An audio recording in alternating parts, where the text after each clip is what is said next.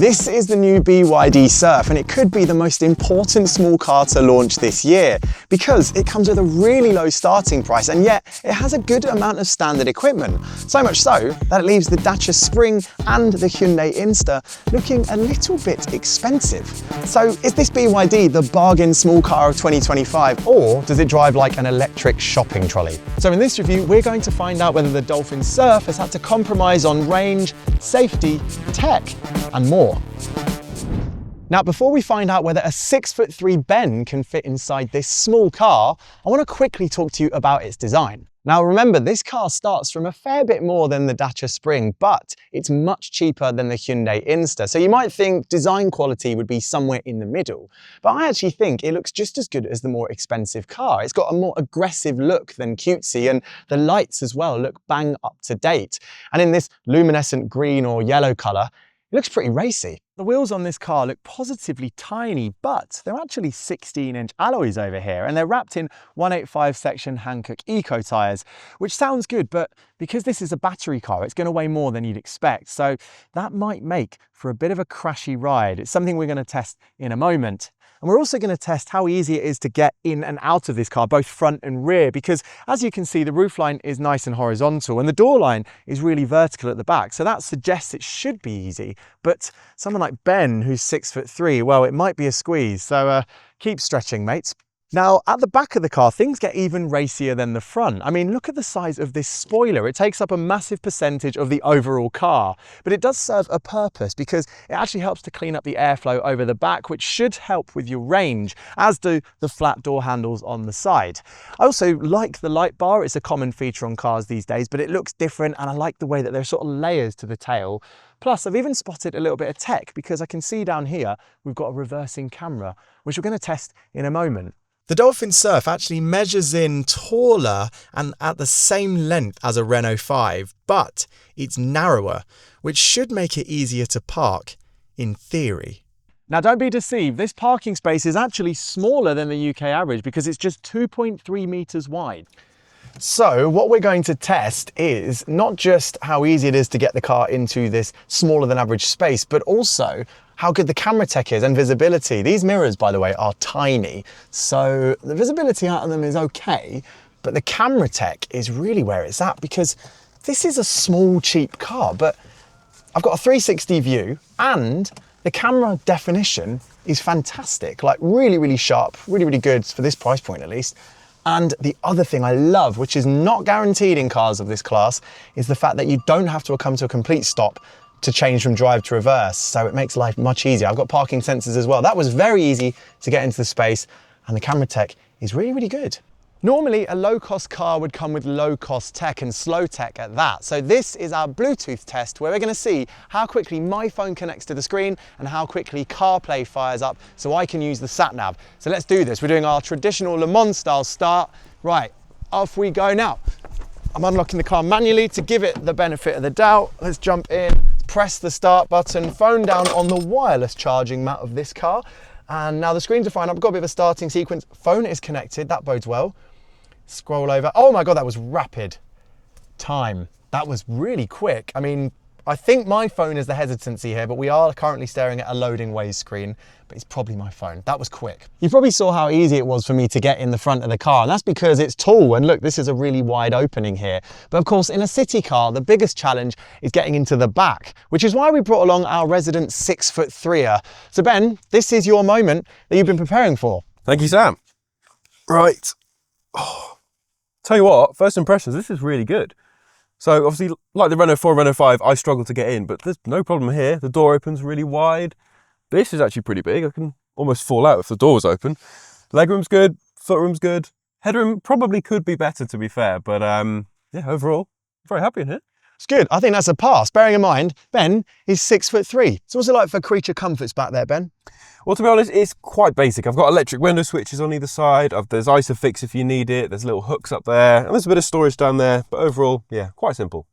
Well, thankfully, it's actually quite good up front in terms of tech as far as what you get on all models. Now, we're in the top of the range comfort, which means we get a few extras like the 360 reversing camera and also this wireless charging mat for your phone down here. But otherwise, it doesn't matter what you go for. Even if you go for the 18-ish grand entry car, you've got the same dash. And that's a really good thing because honestly, the fit and finish is solid. There are materials that, yeah, they're not the highest quality, but they feel tough and it looks nice. And plus, you've got your big screens here as well. Well, that's actually quite a small one, but it's got loads of information and really clearly displayed.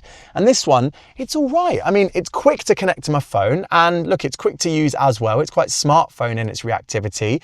If there's a negative, it's that the climate control are these little fiddly buttons down here on screen as well, which is annoying. But BYD has sort of fought back with a slightly useful thing. And that is if you get your 3 fingers like this and you swipe down, you can adjust the temperature. And then with the same motion, but to the side, you can adjust the fan speed. So that's quite good. You could be driving along, not looking at the screen and just doing that nice and quickly. It's all right. Otherwise though, you've got a few buttons here. They're kind of push and rotate to use, but they're useful for changing your drive mode, for example. And you've got some buttons on your steering wheel for your media and also for your driver assistance features, of which you get a surprising amount as standard. Also, you've got a lot of storage space down here, underneath here. You've got your cup holders in here and the door pockets are there, although they are quite slim. Glove box isn't too shabby either. So overall, this is a surprisingly kitted and I think usable front interior. Oh, and if you're wondering, electric seats aren't just standard on this top of the range comfort, they're also standard on the middle of the range boost.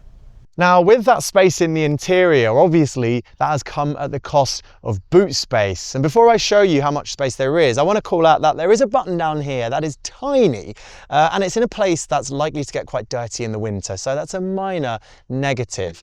But thankfully, while we don't have a powered tailgate, which is acceptable at this price range, the boot is actually quite light. The struts really lift it up for you. And when you look inside, there's a surprising amount of room. We've been really pleasantly surprised, not only about the size of space up here, but also the underfloor storage as well, because you can hide away all your charge cables. And if you don't need to take them on your journey, well, then it just clears up loads more storage space. In fact, not only is this boot on par with the Dacia Spring, but it's also comparable to the E-Corsa or the E208. And those are much more expensive electric cars. And if you want to lower the seats down, well, it's easy to do that. You literally just pull this over here and drop them down. If there's a negative, it's that when you fold them back up, this seat belt does like to get tangled behind the seat, so you have to hold it out of way to click it back in. But overall, I mean, look, you can't complain about this space for such a small car, and I'll show you with Jamil's aeroplane carry-on bag. It fits very easily into here. Does it fit this way? Not quite, but you know, you could tuck it up there and have loads more room. I'm genuinely pleasantly surprised by the space in here. And before you ask, there is no storage space under the nose, despite the fact there being actual space. Why didn't they put an optional boot in there? Don't know. Now, while I'm about to take this for a test drive, I'd recommend that you take one for a test drive as well to see if it fits into your life. And handily, you can drive a car just like this one if you visit Marshall BYD in Northampton, where there are BYDs not only in little form, but also in much bigger form for you to have a look around and take out onto the open road. Another good thing about this car's interior is the seating position when you're on the move, because it's actually a little bit higher than you might think, and that's a good thing in this car. It means you've got good visibility over the nose, but also because I can adjust the steering wheel much more than you can in some other cheap cars or low-cost cars. MG, I'm looking at you, because this steering wheel can't just be adjusted on the angle, but it can also be adjusted for reach as well, so I'm nice and comfortable.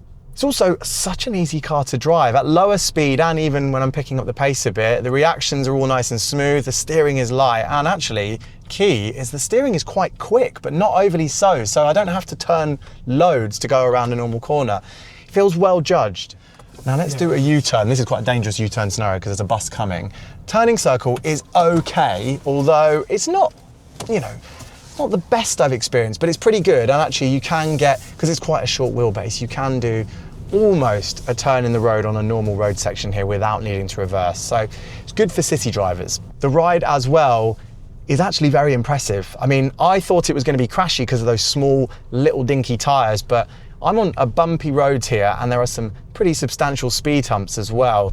And the car isn't, okay, not completely cloud-like, but over the bigger bumps and over some of the cracks, you barely notice them at all. It feels really cushioned, it's nice and soft, it feels like the priority is on comfort, and I think that is right for a car that's going to live in a bumpy UK city. Regen is another important thing in a city car, and thankfully the BYD Surf Dolphin does have adjustable regen, but you have to go into the menus to do that. It means you have to go into that and find quite a small button to turn it from normal to high regen. And even when you do that, it doesn't go into full one pedal driving mode. I mean, I can demonstrate on this very light decline here that we're only slowing down a little bit. So it does mean you can't fully one pedal drive, but it is at least okay. City cars have also got to be nippy because traffic is aggressive. So let's see how quick this gets off the line. Right, I'm foot to the floor. It's pretty smooth accelerating. This is the Comfort. So we actually have over 190 horsepower, which is over 100 horsepower more than you get in the smaller batteried cars. It is nippy enough, but this is in no way a quick feeling car. If there's a complaint, it's that the brake pedal is a little bit on the spongy side if you brake a little bit harder, but because the brakes actually feel completely up to the job and because you've got a little bit of regen to help you, it's not something I think you'd really experience in normal circumstances. Honestly, overall, driving this in a city and even on slightly faster suburban roads, it's a really impressive car. It feels good quality. As for range, during our urban and suburban drive, we saw 3.8 miles per kilowatt hour, equating to a real-world range of 164 miles. That's okay for city life, but it is 28 miles less than is claimed for this top-spec car, leaving the Hyundai Inster to rank best in class for range. But the Hyundai is much pricier, and even if the BYD can only do 164 miles, it's still comfortably above what the lower-cost Dacia Spring offers. Plus, a quick charge to 80% on an 85 kilowatt plug takes just 30 minutes. And while we don't yet have crash safety figures for the Dolphin Surf, or Surf as I prefer to call it, we are expecting it to score pretty well because BYD has a very good track record in this area. So if this is as safe as we think it will be, and it's as nice to live with and to drive as we've shown today, well, this could very well be the best value small car on the market. You know what? I've been pleasantly surprised, but if you need a car that's a little bit taller, well, there is a fantastic alternative from Citroën called the EC3, and I think it might be even more comfortable than this BYD.